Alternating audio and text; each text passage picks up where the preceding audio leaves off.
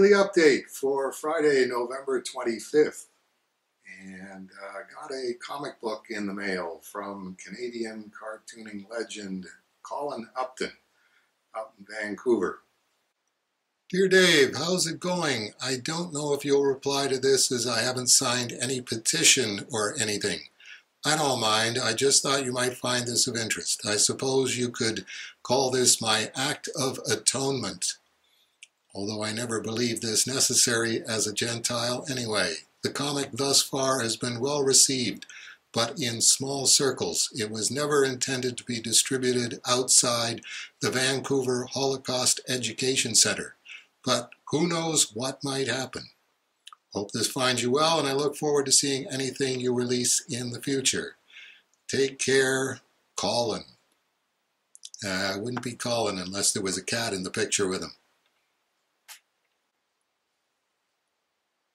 It's a wonderful piece of work called Kicking at the Darkness, and about the Allied liberation of the concentration camp Westerbork, released by the Vancouver Holocaust Education Center. I particularly admired a couple of distinctly unflinching moments in Colin's work. When our men liberated the camp, they gave the prisoners army rations. They ate them and dropped dead. Their bodies couldn't handle the food. Glucose solution works wonders, though. We forced the guards to fill the grave pits. Some of the Hungarian guards refused, pleading the Geneva Conventions, would you believe? They were shot. We don't give the Kraut guards rubber gloves or any protection. We lose a few every night to typhus. Not that anyone's complaining. But it's not fast enough, so we requested bulldozers to bury the dead. The Krauts warned us about the typhus, hoping we wouldn't come and see this. When the Special Air Service arrived, they couldn't believe it. They found some Hitler youth inside, still shooting prisoners. What did they do? Shot them, of course. Yep, these are our guys.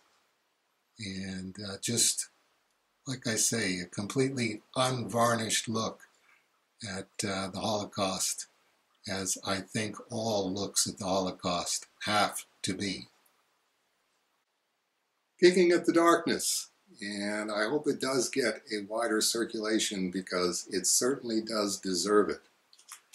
Of course, I'm not pleased that Colin Upton hasn't seen fit to sign the I Don't Believe Dave Sim is a Misogynist petition, online petition at iPetitions.